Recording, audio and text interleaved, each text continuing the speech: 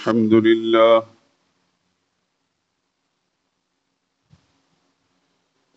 لله وحده والصلاة والسلام على من لا نبي بعده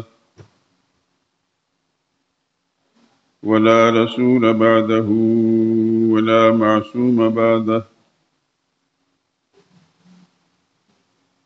أما بعد فإن خير الحديث كتاب الله وخير الهدي هدي محمد صلى الله عليه وسلم وشر الأمور محدثاتها وكل محدثة بدعة وكل بدعة ضلالة وكل ضلالة في النار. أعوذ بالله من الشيطان الرجيم. بسم الله الرحمن الرحيم. قل يا أيها الناس إني رسول الله إليكم جميعا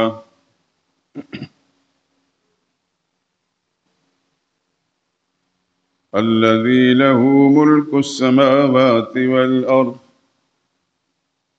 لا إله إلا هو يحيي ويميت.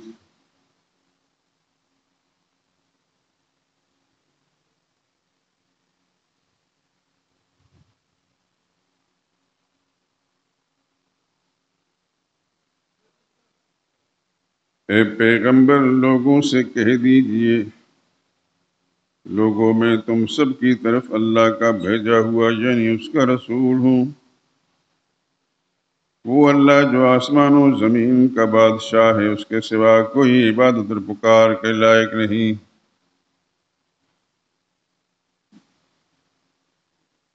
وہی زندگی عطا کرتا ہے اور وہی موت دیتا ہے. تو اللہ پر اور اس کے رسول پیغمبر امی پر جو اللہ پر اور اس کے تمام کلاموں پر ایمان رکھتے ہیں ایمان لاؤ اور اس کی پیروی کرو تاکہ تم ہدایت پاؤ.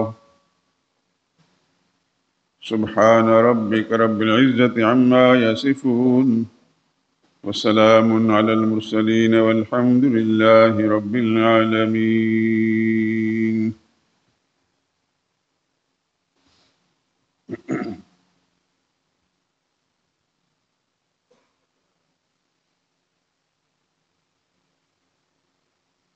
درود پاک پڑھ لیں.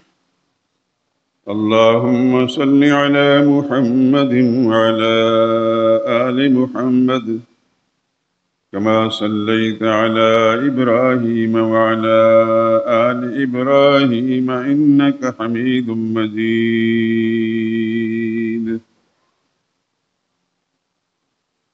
اللهم بارك على محمد وعلى آل محمد كما باركت على إبراهيم وعلى آل إبراهيم إنك حميد مجيد.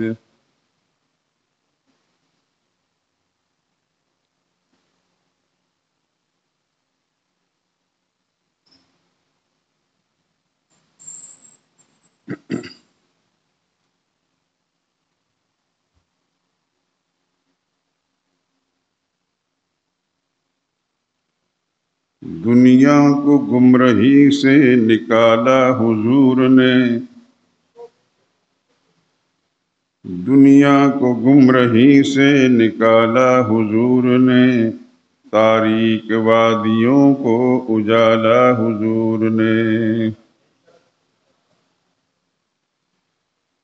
دیوار گر رہی تھی مساوات و عدل کی، دیوار گر رہی تھی مساوات و عدل کی، حسن عمل سے اس کو سنبھالا حضور نے.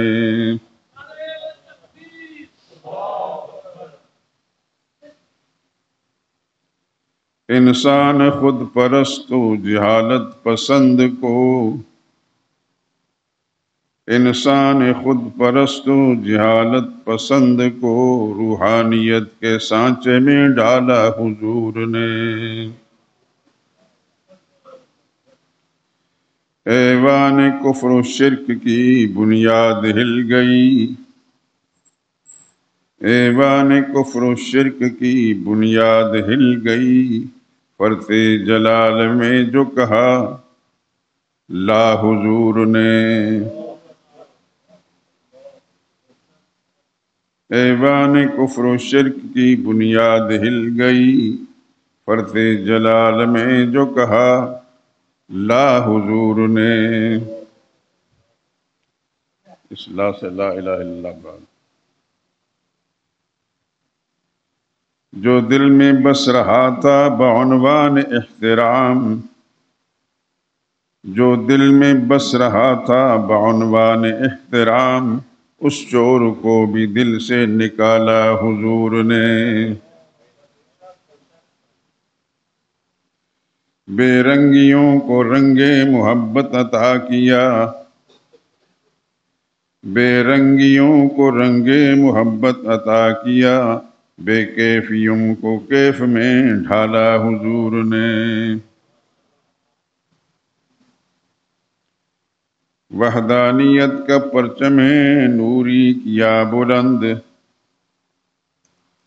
وحدانیت کا پرچم نوری کیا بلند، دے کر بتوں کو دیس نکالا حضور نے۔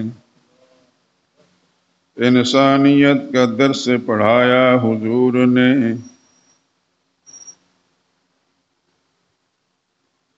انسانیت کا درس بڑھایا حضور نے، بندوں کو رب سے آ کے ملایا حضور نے۔ حق کی کسی خصوصیت میں کوئی نہیں شریک، توحید کا یہ نکتہ بتایا حضور نے۔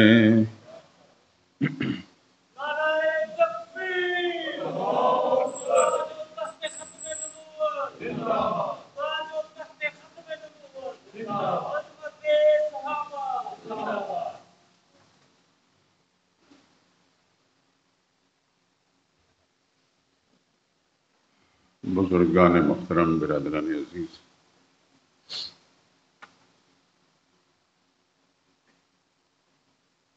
یہ ماہ مبارک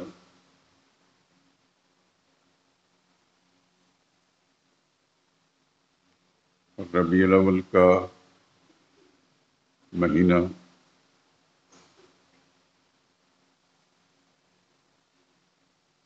اسلامی تقویم کے لحاظ سے اسلامی سال کا تیسرا مہینہ ہے۔ اس کی اہمیت یہ ہے کہ اس ماہ مبارک میں خالق کائنات نے اس کائنات انسانی کے سب سے بڑے انسان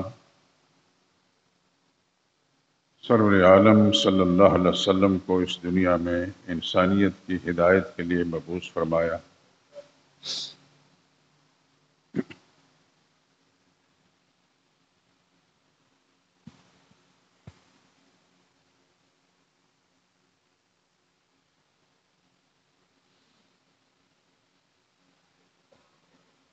مختلف اوقات میں آپ حضرات کی خدمت میں کچھ نکات پیش کرتا رہا ہوں۔ یہ لفظ نکات میں نے بولا ہے، نکات نہیں۔ میں اس کی تھوڑی سی وضاحت کر لوں کہ یہ نقطہ کی جمع نکات ہے، نکات نہیں۔ اللہ آپ حضرات کو سلامت رکھے، دین دنیا دونوں سے آباد فرمائے، ایمان کی سلامتی، جان کی سلامتی نصیب کرے، اور علم دین کی سچائیاں جو ہیں اللہ پاک آپ کو اس سے حقیقتاً آشنا فرمائے۔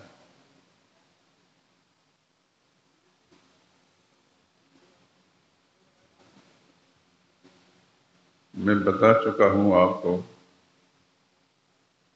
کہ یہ ماہ مبارک ربیع الاول کا مہینہ اسلامی تقویم کے لحاظ سے تیسرا مہینہ کہلاتا ہے۔ اس مہینے کی 8 تاریخ کو خالق کائنات نے کائنات انسانی کے سب سے بڑے انسان محمد مصطفیٰ صلی اللہ علیہ وسلم کو مبعوث فرمایا، اس دنیا میں پیدا فرمایا، اس دنیا میں بھیجا۔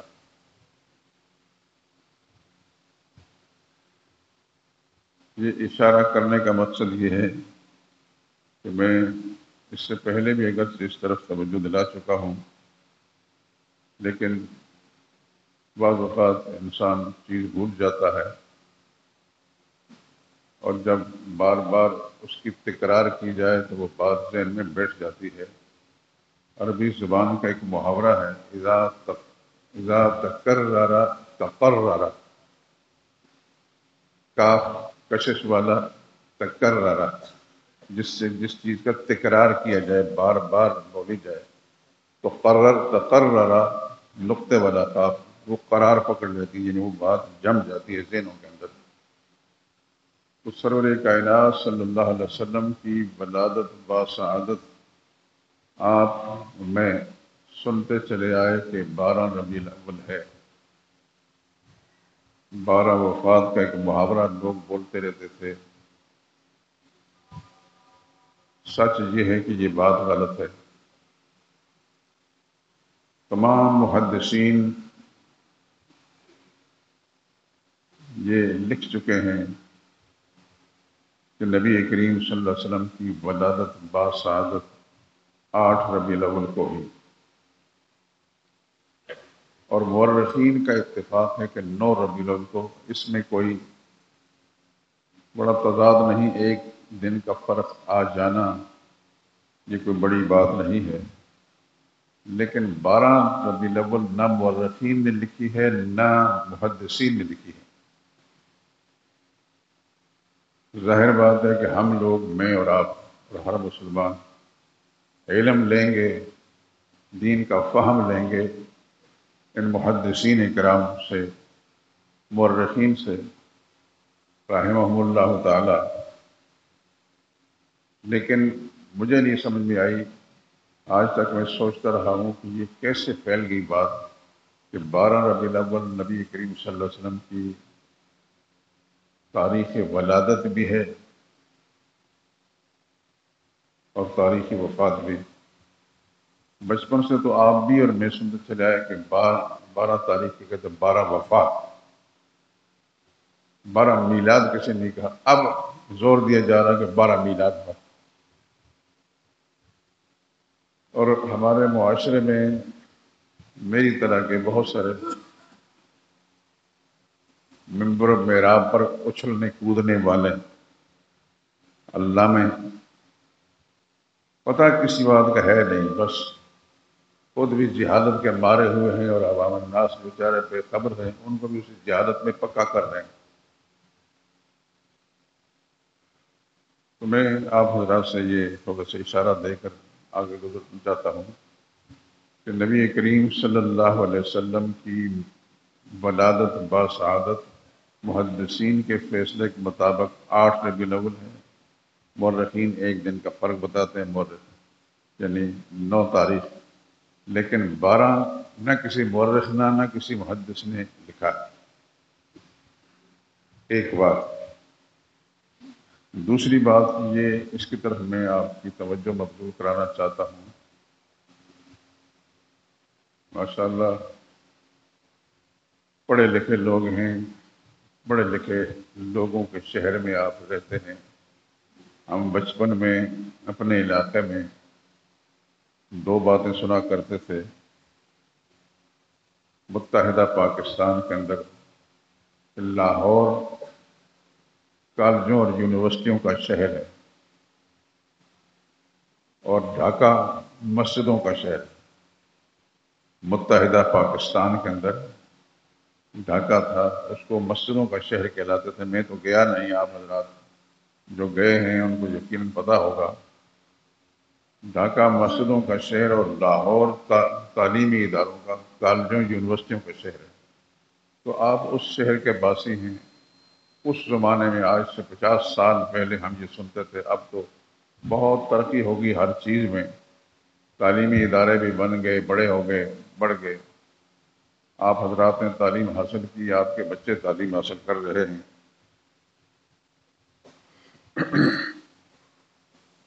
تو اب تو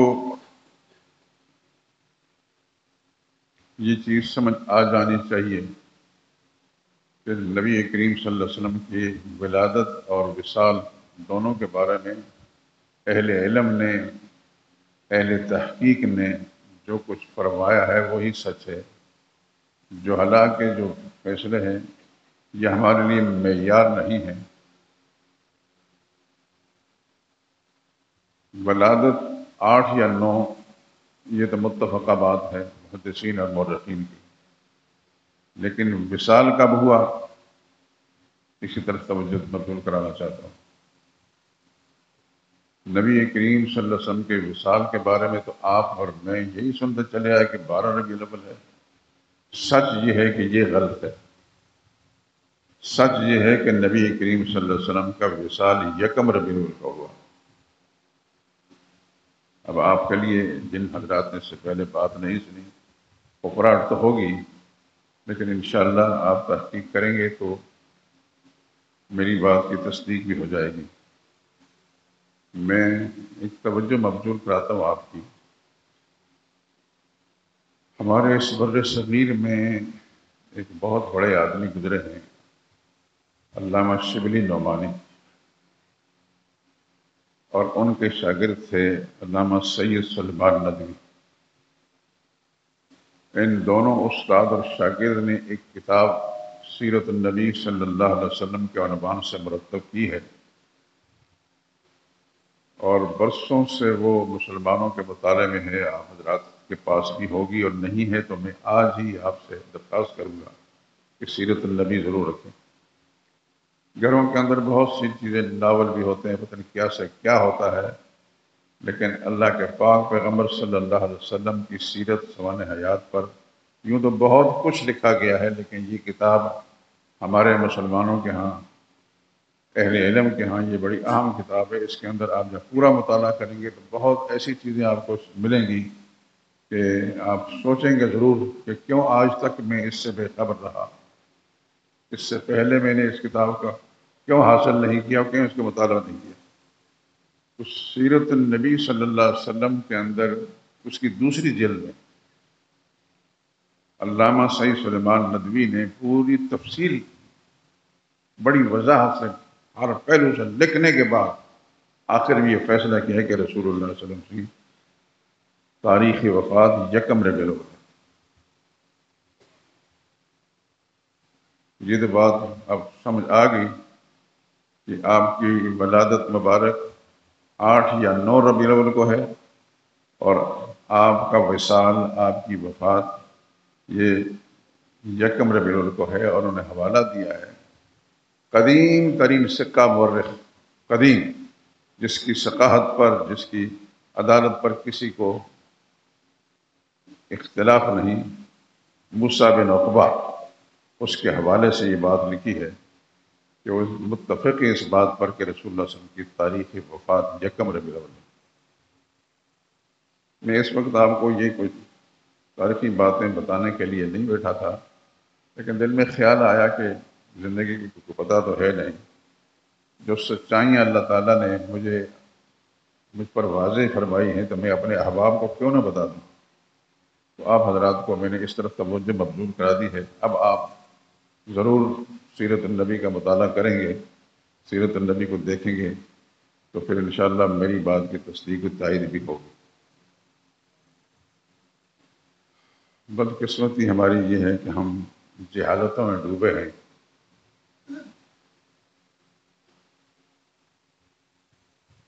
میں کیا کیا بتاؤں آپ کو. میری طرح کا جو مذہبی طبقہ ہے، داڑیاں ہیں چہروں پر، اور لباس بھی اس کی طرح شرح ساری مذہبی لوگوں کی، اہل علم کی ہوں گی، لیکن علم نہیں. بڑا ہی دکھ ہے مجھے اس بات میں. مجھے کوئی دعویٰ نہیں کسی علمیت کا، لیکن ایک طالب علمانہ حیثیت سے میں تجسس میں لگا رہتا ہوں ہر وقت،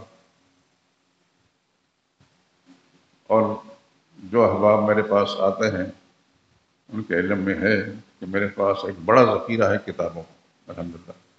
میں جہاں بھی گیا ہوں کتابیں لایا ہوں، اور کسی چیز سے مجھے دلچسپی نہیں۔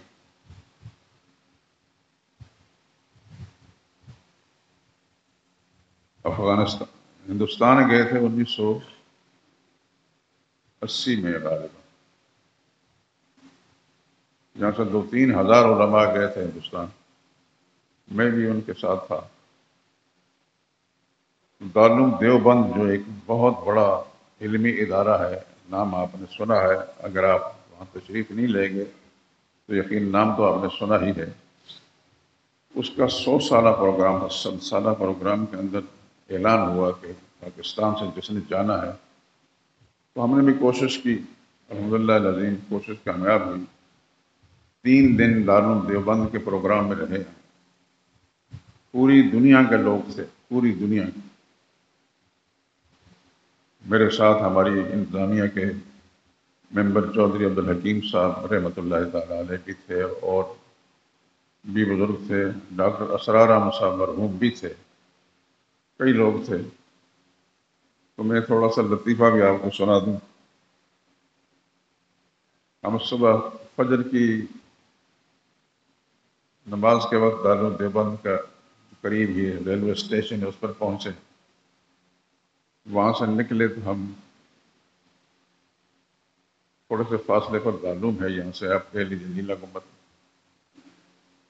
وہاں سائیکل رکشے، وہ تو آپ نے دیکھے ہی ہوں گے، ان پر بیٹھ کر ہم دارالعلوم پہنچے، تھکے ہوئے تھے۔ وہاں پہنچ کر دارالعلوم کے سارے کمرے خالی تھے مہمانوں کے لیے۔ مین دروازے سے داخل ہو کر دیکھا کہ ایک کمرہ مل گیا، تو اس کے اندر ہم پہنچ گئے، اپنے بستر وغیرہ لے جا کر لیٹ گئے۔ کچھ گھنٹہ 1.5 گھنٹے کے بعد انتظامی امور پر مامور دارالعلوم کے طلبہ، 2-2 4-4 ان کی ٹیمیں تھیں، جو کمروں پہ مہمانوں کو ٹھہراتے تھے، جو بھی کمرے مہمانوں کے لیے مخصوص کیے تھے کہ فلاں علاقے کے، فلاں علاقے کے، فلاں علاقے کے، لیکن ہمارے لیے کچھ نہیں تھا۔ ہم نے پہلے جا کر قبضہ کر لیا۔ وہ طالب علم آئے تو انہوں نے کہا جی کمرہ خالی کریں۔ ہمارے لیے بڑی حیرت کی بات تھی کہ کتنے بد لحاظ ہیں یہ، ہم پاکستان سے آئے ہیں اور یہ ہمیں پاکستانیوں کا احترام لحاظ کرنے کے بجائے ہمیں کمروں سے نکال رہے ہیں۔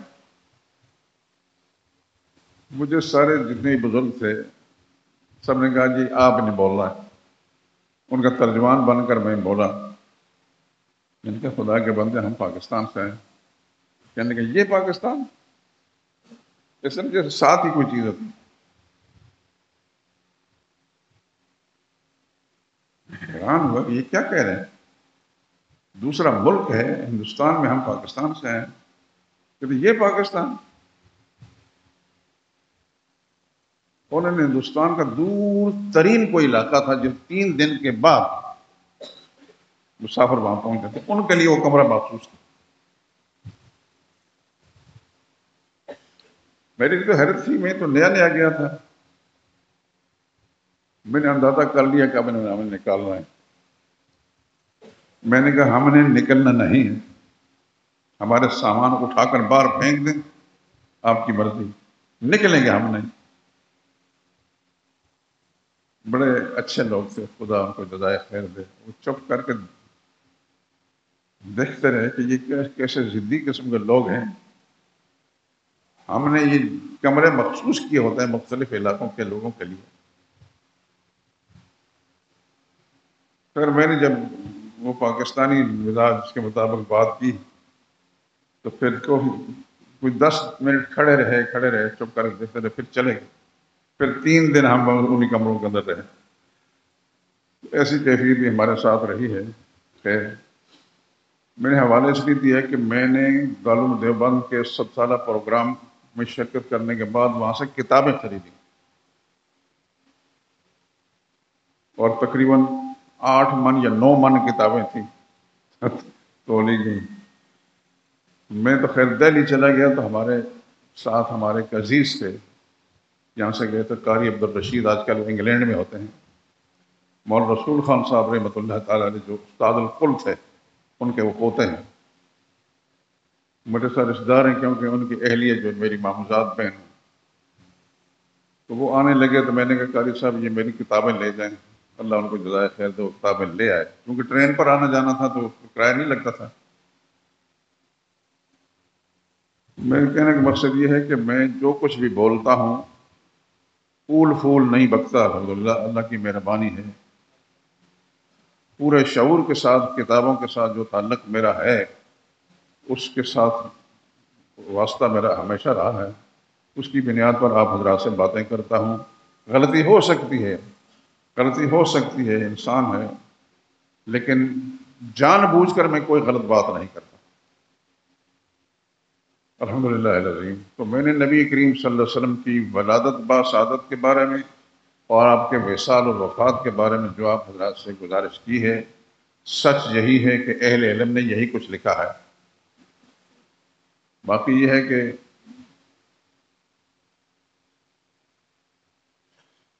آپ حضرات کے لیے اپراٹ ضرور ہے، سوچتے ضرور ہوں گے، لیکن امید ہے کہ مجھے گالیاں نہیں دیں گے، لیکن اس شہر کے اندر بہت سے لوگ مجھے گالیاں دیتے ہیں، میں کسی کی گالی کا جواب نہیں دیتا۔ اللہ ان کو ہدایت دے، ہم سمجھتے کہ ان کو خود ہدایت ہوگی تو دوسرے لوگوں کے لیے بھی اس صحیح بات کریں گے، صحیح راستہ دکھائیں گے۔ تو رسول اللہ صلی اللہ علیہ وسلم کی ذات اقدس کے بارے میں نے یہ بات کرنی تھی کہ یہ ماہ مبارک ہے جس کو آپ اچھی طرح سمجھتے ہیں اور آپ کے دل کے اندر اس مہینے کی محبت بھی ہے رسول اللہ صلی اللہ علیہ وسلم کی ذات اقدس کے حوالے سے، لیکن اس میں تھوڑی سی بات میں نے آپ کو وضاحت کر دی کہ ہمارے بہت سارے مسلمانوں کو اس کی صحیح صورتحال معلوم نہیں۔ میں کیونکہ پابند ہوں اس بات کا کہ آپ حضرات کے سامنے صحیح بات رکھوں، اور میں نے اللہ کی توفیق سے رکھ دی ہے۔ قرآن حکیم کی یہ آیت مبارکہ سورہ اعراف کی آیت نمبر 158 ہے۔ قل یا ایھا الناس، میرے نبی آپ لوگوں سے اعلان کر دیں، ایھا الناس، اے انسانوں، انی رسول اللہ علیکم جمیعا، میں تم سب کی طرف اللہ کی طرف سے بھیجا ہوا ہوں، یعنی رسول۔ کون اللہ؟ الذی لہ ملک السماوات والارض، وہ اللہ جس کی قبضہ قدرت میں بادشاہت آسمان و زمین کی۔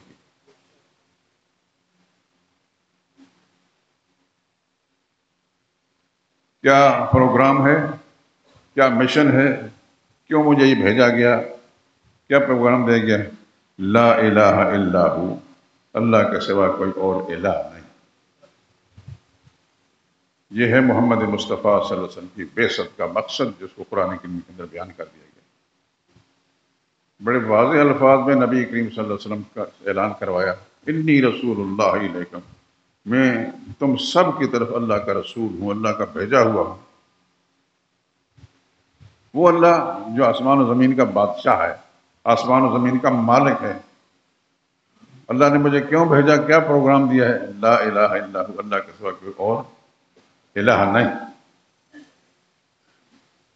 تو یہ ماہ مبارک جو ایک سعادتوں کا مرکز ہے نبی کریم صلی اللہ علیہ وسلم کے حوالے سے، تو حضور صلی اللہ علیہ وسلم کو اللہ تعالیٰ نے اس دنیا میں جس مشن کے لیے بھیجا گیا وہ یہ لا الہ الا اللہ، اللہ کے سوا کوئی اور الہ نہیں۔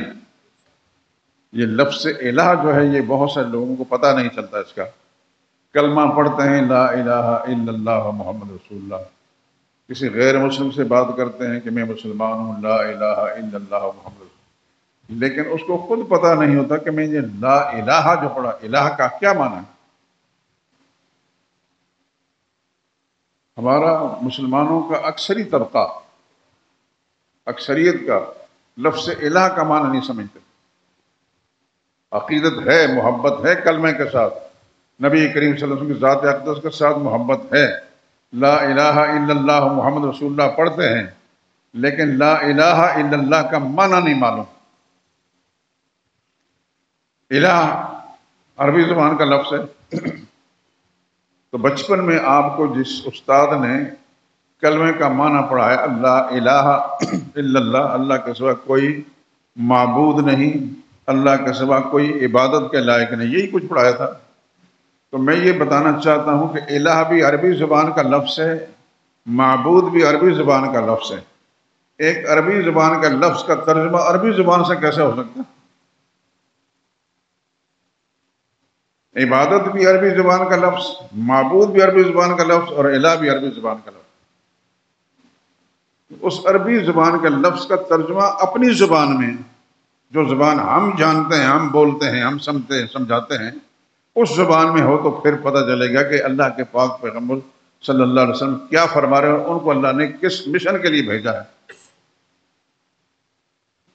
قرآن حکیم کے اندر لفظ الہ سینکڑوں بار آیا ہے۔ 20واں پارہ اگر آپ حضرات، میں تھوڑا سا اشارہ دے دیتا ہوں،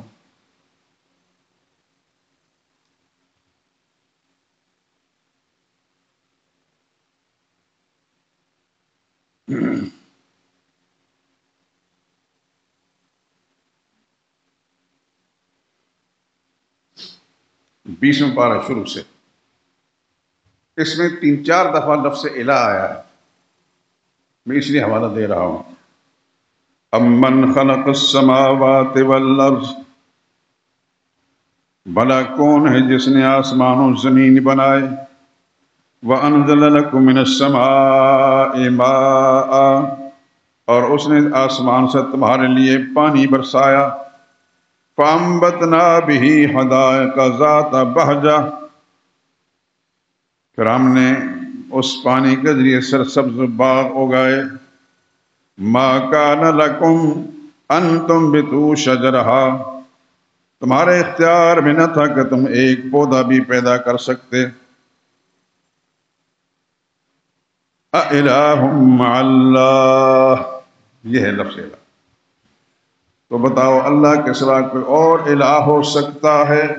یعنی جس ذات نے یہ کام کیا اسی کو الہ کہتے ہیں، جس نے آسمان اور زمین بنائے اس کو الہ کہتے ہیں، جس نے آسمانوں سے بارش برسائی اس کو الہ کہتے ہیں، جو زمین میں بارش برسا کر پودے پیدا کرتا ہے، کھانے پینے کی چیزیں پیدا کرتا ہے، اسی کو الہ کہتے ہیں۔ اور دنیا کے انسانوں، تمہارے اختیار میں نہیں تھا کہ تم ایک پودا پیدا کر سکتے، اب معلوم ہوا کہ اللہ کے سوا کوئی اور الہ نہیں، اللہ ہی الہ ہے اور کوئی الہ نہیں۔ میں تھوڑا سا قرآن کی طرف توجہ دلا رہا ہوں۔ اگلی آیت، امن جعل الارض قرارا وجعل خلالها انہارا وجعل لها رواسیا وجعل بین البحرین حاجزا، بھلا کس نے زمین کو قرار گاہ بنایا، انسان بیٹھتا لیٹتا ہے، مکان بناتا سب کچھ، اور اس کے بیچ میں نہریں کس نے بنائیں، اور اس کے لیے پہاڑ کس نے رکھے، اور کس نے دریاؤں کے بیچ اوٹ بنائی، یہ سب کچھ اللہ ہی نے تو کیا ہے۔ اَإِلَٰهٌ مَّعَ اللَّهِ، کیا اللہ کے سوا کوئی اور الہ ہو سکتا ہے؟ یہ اللہ ہی سمجھا رہے ہیں کہ لفظ الہ کا معنی کیا ہے۔ یہ سارے کام جو کرنے والی ذات ہے وہ کوئی ہے، اللہ ہے، وہ الہ ہے۔ تیسری آیت، اَمَّن يُجِيبُ الْمُضْطَرَّ إِذَا دَعَاهُ، بھلا کون ہے جو محتاج اور بے قرار کی التجاؤں کو سنتا اور قبول کرتا ہے، وَيَكْشِفُ السُّوءَ، اور وہ اس کی تکلیف کو دور کرتا ہے، وَيَجْعَلُكُمْ خُلَفَاءَ الْأَرْضِ، اور کون ہے زمین میں اگلوں کو ہٹا کر دوسروں کو جانشین بنانے والا ہے۔ اَإِلَٰهٌ مَّعَ اللَّهِ، اب پتہ چلا کہ اللہ کے سوا کوئی اور الہ نہیں، یہ سب کام کس کے ہیں؟ وہ الہ کہلاتا ہے۔ اَمَّن يَهْدِيكُمْ فِي ظُلُمَاتِ الْأَرْضِ، بھلا کون ہے جو تمہیں راستے بتاتا ہے جنگلوں میں، صحراؤں میں، دریاؤں میں، وَمَن يُرْسِلِ الرِّيَاحَ بُشْرًا بَيْنَ يَدَيْ رَحْمَتِهِ، اور کون ہے جو ہواؤں کو بارش برسانے سے پہلے خوشخبری دینے والی بنا کر بھیجتا ہے۔ یہ سب کام کرنے والا تو اللہ ہے۔ اِلٰہٌ مع اللہ، بتاؤ اللہ کے سوا کوئی اور الہ ہو سکتا ہے؟ قرآن کریم سے آپ کو میں نے بتا دیا کہ الہ کا معنی کیا ہے۔ یہ جتنے خوبیاں ہیں، جتنے کمالات ہیں، جتنی صفتیں ہیں، جتنی قدرتیں ہیں، اس کے مالک کو الہ کہتے ہیں۔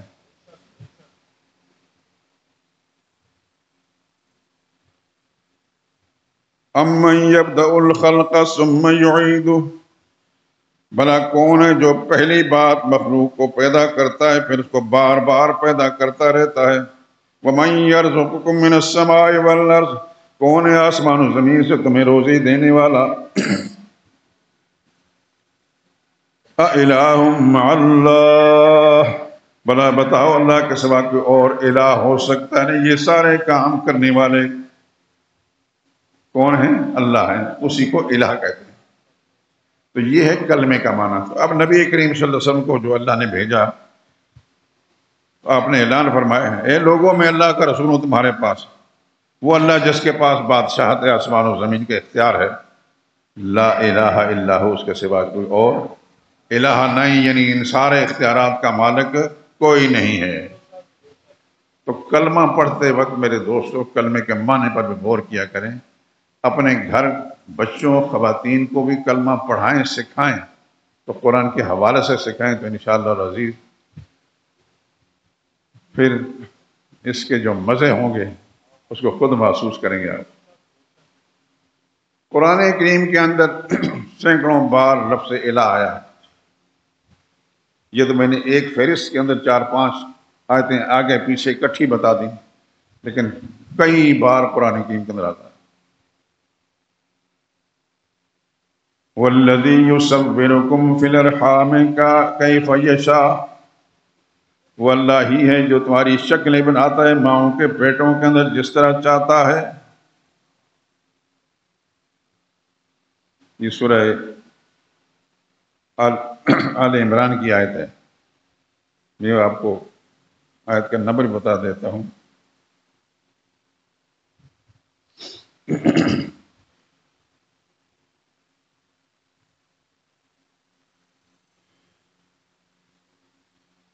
هو الذي يصوركم في الارحام كيف يشاء، وہی تو ہے جو ماں کے پیٹ میں تمہاری صورتیں جس طرح چاہتا ہے بناتا ہے۔ لا الہ الا ہو، اللہ کے سوا اور کوئی شکلیں بنانے والا نہیں، پیدا کرنے والا بھی نہیں، حسین بنانے والا نہیں، بد شکل بنانے والا بھی کوئی نہیں۔ لا الہ الا ہو، اللہ کے سوا کوئی اور الہ نہیں۔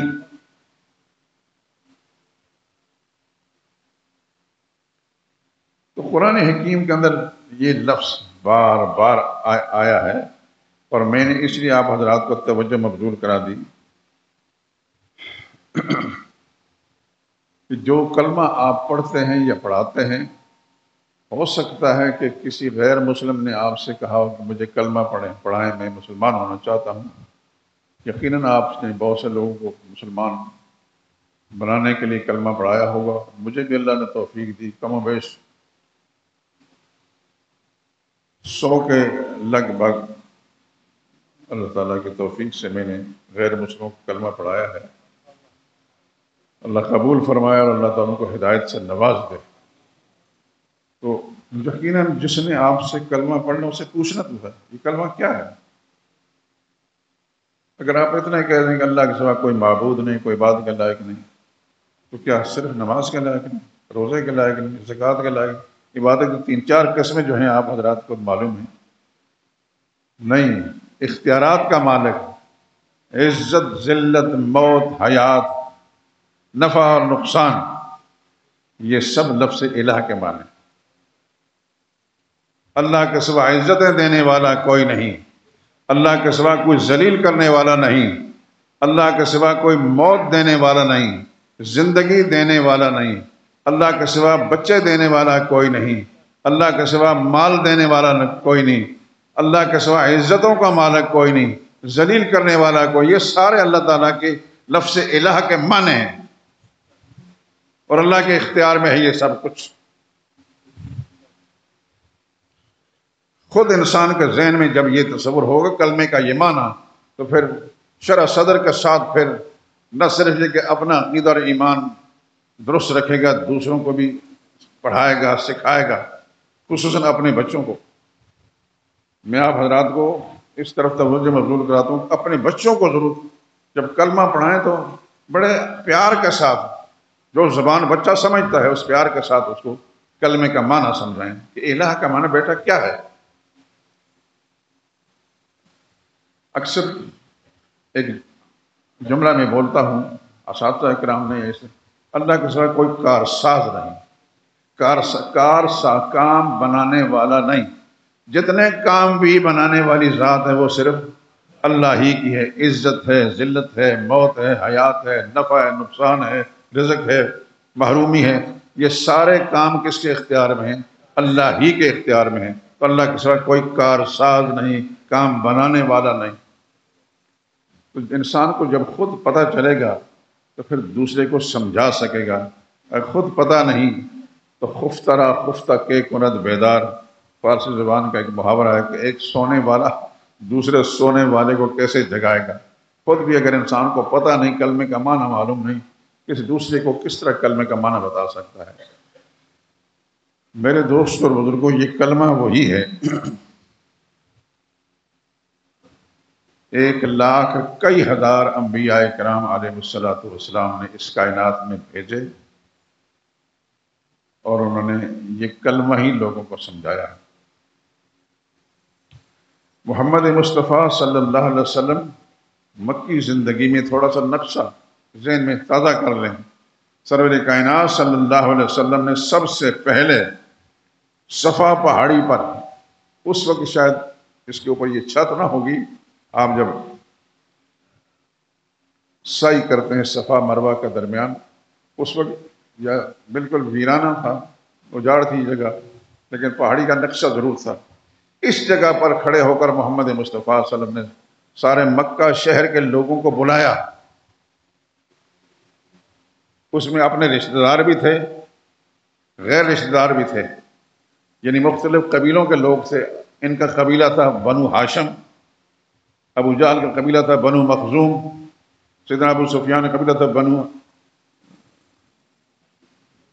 امیہ، اس طرح بہت سارے اور قبائل میں بٹے ہوئے تھے لوگ۔ ان سب قبیلوں کو رسول اللہ صلی اللہ علیہ وسلم نے اکٹھا فرما کر سب سے پہلے حضور صلی اللہ علیہ وسلم پیچھے جو پہاڑ ہے سامنے، آپ نے دیکھا ہوگا، نہیں دیکھا تو خدا تعالیٰ اپنے رحمت سے وہاں پہنچا دے آپ کو، اور دیکھیں اور سمجھیں اور وہ پورا نقشہ یاد رکھیں۔ اس پہاڑ کی طرف رسول اللہ نے اشارہ فرما کر، اس پہاڑ کے پیچھے تمہیں پتہ ہے کچھ ہے؟ سب نے کہا ہمیں تو کچھ پتہ نہیں۔ نبی کریم صلی اللہ علیہ وسلم نے فرمایا اگر میں یہ کہوں اس پہاڑ کے پیچھے تمہارا دشمن چھپا ہوا اور تم پر حملہ کرنا چاہتا ہے، مان لو گے؟ بات کو دھیان سے سنیں۔ کہنے لگے کہ ہم مانیں گے۔ کیوں مانیں گے؟ اگرچہ ہمیں معلوم نہیں کہ ہمارا کوئی دشمن اس طرف ہے، رہتا ہے کہ نہیں، لیکن جو زبان بول رہی ہے یعنی محمد مصطفیٰ صلی اللہ علیہ وسلم، آپ نے ساری زندگی ہمارے سامنے جھوٹ نہیں بولا۔ پورے 40 سال گزر چکے ہیں، آپ نے جھوٹ نہیں بولا۔ اس مکہ شہر کا کوئی ایک ہی متنفس وہی انسان بھی آپ کے بارے میں یہ نہیں کہہ سکتا کہ آپ نے غلط بیانی کی ہوگی، جھوٹ بولا ہوگا۔ ہم آج بھی یہ سمجھتے ہیں کہ جس نے 40 سال تک کبھی جھوٹ نہیں بولا آج بھی جھوٹ نہیں بولا ہوگا۔ تو آپ اگر کہتے ہیں کہ یہاں کوئی دشمن حملہ آور ہونے والا ہے تو ہم مان لیں گے آپ کی زبان سے۔ رسول اللہ صلی اللہ علیہ وسلم اپنی تصدیق چاہتا تھا، اور ہم نے اپنے اساتذہ سے خدا کی اربوں رحمت نازل ہو ان پر۔ ہمارے شیخ حضرت شیخ القرآن رحمۃ اللہ تعالیٰ علیہ بڑے خاص لے کے اندر رسول اللہ صلی اللہ علیہ وسلم کی زبان مبارک سے نکلے ہوئے جملوں کو پڑھتے تھے۔ هل وجدتمونی صادقا او کاذبا، هل وجدتمونی صادقا او کاذبا، او مکہ شہر کے لوگوں، کیا تم نے اس پورے 40 سال کے عرصے میں مجھے سچا پایا یا جھوٹا؟ حل وجدتمونی صادقا او کاذبا، تو مکہ والے لوگوں نے کہا، قالو کہنے لگے، جربنا لک مرارا، اے محمد صلی اللہ علیہ وسلم، ہم نے آپ کو سرسری نظر سے نہیں دیکھا، بلکہ آپ کو ہم نے بار بار آزمایا ہے، تجربے کیے ہیں، بار بار تجربے کیے آپ کے بارے میں۔ فما وجدنا فیک الا صدقا، ہم نے آپ کے اندر سوائے سچائی، راست بازی کے اور کچھ بھی نہیں دیکھا۔ اللہ اکبر، سبحان اللہ۔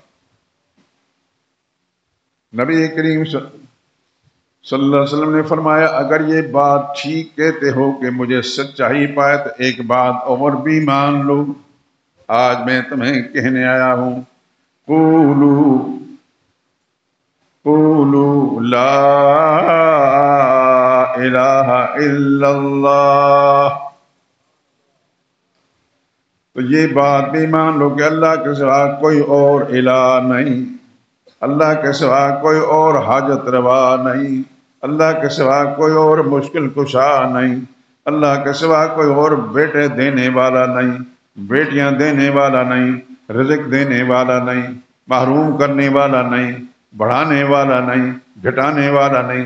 قولوا لا الہ الا اللہ، اگر وہ بات کہتے ہو کہ میں سچا ہوں تو پھر یہ بات بھی مان لو کہ اللہ کے سوا کوئی اور الہ نہیں۔ سبحان اللہ، اللہ اکبر۔ اتنا جملہ فرمانا تھا، اللہ اکبر۔ ایک ہنگامہ ہوا، جتنے چودھری ٹائپ کے لوگ تھے وہ اٹھے، کوئی ادھر بھاگا کوئی ادھر بھاگا، کہنے لگے انمشو واسبروا علی آلہتکم، مت رکو یہاں، جاؤ چلے جاؤ یہاں سے، اپنے جو باپ دادا کے بتائے ہوئے مذہب کے مطابق تمہارے جو معبود حاجت روا ہیں، مشکل کشا ہیں، تمہاری مرادیں پوری کرنے والے ہیں، ان پر جمے رہو، محمد تمہیں غلط راستہ بتا رہا ہے۔ ان چودھریوں نے کہا، قرآن حکیم کے اندر ایک مقام میں یہ وَانْطَلَقَ الْمَلَأُ مِنْهُمْ، جتنے چودھری تھے چل پڑے وہاں سے، کہنے لگے انمشوا واسبروا علی آلہتکم، چلو اپنے الہوں کو نہ چھوڑنا، اپنے خداؤں کو نہ چھوڑنا، اپنے حاجت رواؤں کو نہ چھوڑنا۔ ان ھذا لشیء عجاب، یہ تو بڑی عجیب بات ہم نے کہی ہے، عجیب بات ہم سن رہے ہیں۔ تو پہلا جملہ جو محمد مصطفیٰ صلی اللہ علیہ وسلم کی زبان مبارک سے نکلا تھا وہ لا الہ الا اللہ کا تھا۔ آج جس پیغمبر کی محبت میں ہم ربیع الاول کے مہینے کی تقریبات منا رہے ہیں، اور آپ مجھ سے بہتر جانتے ہیں کیونکہ میں تو کچھ بیمار بھی ہوں، میں اپنے گھر سے باہر نکلا ہی نہیں، زیادہ زیادہ مسجد آ جاتا ہوں، اللہ مجھے نہیں پتا کہ لوگ کیا کیا کرتے رہے، کچھ نہ کچھ تو خیر سننے میں آتا رہتا ہے، کسی نے پہاڑیاں بنائیں، کسی نے لائٹنگ کی، کسی نے کچھ کیا، کسی نے کچھ کیا، کوئی دیگیں بانٹتا رہے، یہ بھی پتا چلا ہے کہ بعد میں بھنگڑے ڈالتا رہے، ناچتا رہے۔ یا اللہ انا للہ و انا الیہ راجعون، کیا یہ نبی کریم صلی اللہ علیہ وسلم کی محبت ہے؟ اللہ ہی ان کو ہدایت دے، ہم یہ کہہ سکتے ہیں اللہ ان کو ہدایت دے، لیکن جن نام نہاد مذہبی پیشواؤں نے ان کو صحیح راستہ بتانے کی جگہ یہ کھانے پینے میں لگا دیا، اچھلو کودو، پہاڑیاں بناؤ، لائٹنگ کرو، یہ کرو وہ کرو، خدا ان کو ہدایت دے تاکہ یہ ان کو صحیح بات سمجھا سکیں۔ جب تک انسان زندہ ہے روٹی ملتی رہے گی، اعلیٰ نمی ادنا ملے گی ضرور۔ جو خدا کیڑے مکوڑوں کو اور کتوں کو کھلاتا ہے انسان کو بھی ضرور کھلائے گا۔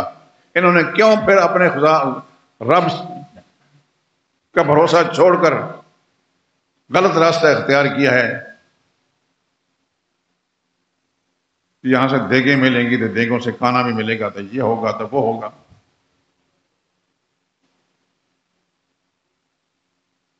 مزنگ کے علاقے سے، مجھے نہیں پتا کون تھے، مجھ تک یہ پیغام آیا کہ ہم آپ کے وہاں کو کھانا بھیجنا چاہتے ہیں۔ میں نے کہا تمہاری بہت بڑی مہربانی، میرا رب مجھے کھانا دے رہا ہے، یہ دیگوں والا کھانا میں نہیں کھاؤں گا۔ بڑے حیران ہو گئے، کہتے ہیں کہ لوگ شکریہ ادا کرتے ہیں اور اتنے شاندار کھانا بھیجتے ہیں۔ میں نے کہا ہمیں شکریہ ادا کرتا ہوں کہ مجھے نہ بھیجا۔ اللہ اکبر۔ بات عرض کر رہا تھا کہ نبی کریم صلی اللہ علیہ وسلم نے 40 سال کے بعد اپنی تصدیق کرانے کے بعد پھر ان سے ایک مطالبہ کیا تھا کہ لا الہ الا اللہ مان لو۔ لا الہ الا اللہ کا صرف پرچار نہیں کرنا زبانی نہیں، ان کو مان لو، تفلحو، اگلا آخری جمع، تم کامیاب ہو جاؤ گے۔ لیکن انہوں نے نہیں مانا، حتیٰ کہ اپنا خون، اپنا چچا، اس کا نام تھا ابو لہب، اصل نام تھا عبد العزیٰ، لیکن ابو لہب اس لیے کہلاتا تھا کہ اس قدر چمک تھی اس کے چہرے پر، حسین اور جمیل تھا کہ شعلے نکلتے تھے، اس لیے ابو لہب کہا گیا۔ وہ سب سے پہلا تھا رسول اللہ صلی اللہ علیہ وسلم پر پتھر پھینکنے والا، اور کہنے لگا لوگوں مت سنو اس کی بات، یہ دیوانہ ہو گیا ہے، مت سنو اس کی بات۔ پھر اس نے جو کچھ کیا میرے رب نے پھر کیا کیا؟ قرآن کریم کی آخری 3 سورتوں سے پہلے سورہ لہب، تبت یدا ابی لہب، دونوں ہاتھ ٹوٹ گئے ابو لہب کے، تب خود بھی ہلاک ہو گیا۔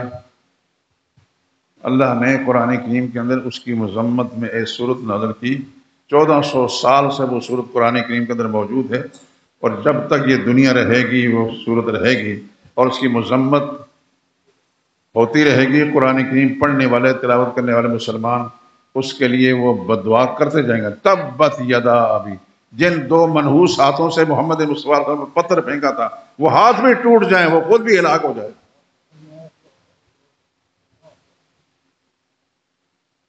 اپنے خاندان کے لوگوں نے نہیں مانا،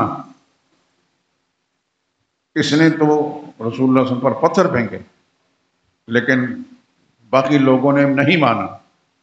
کافی عرصے کے بعد حضرت حمزہ مسلمان ہوئے، حضرت عباس مسلمان ہوئے، باقی خاندان کے کوئی لوگ، چچاؤں میں سے کوئی بھی مسلمان نہیں ہوا۔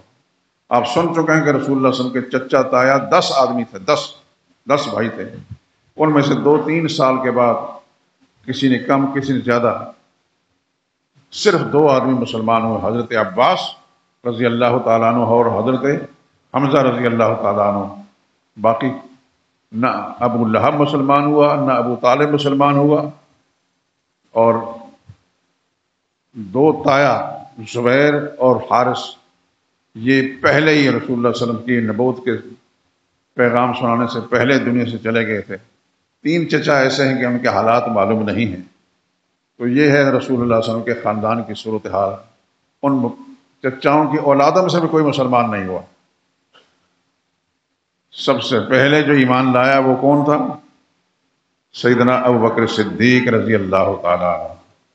سیدنا ابوبکر صدیق رضی اللہ تعالیٰ عنہ سب سے پہلے رسول اللہ صلی اللہ علیہ وسلم پر ایمان لانے والے وہ، اور رسول اللہ صلی اللہ علیہ وسلم کی حمایت میں مار کھانے والے بھی وہ۔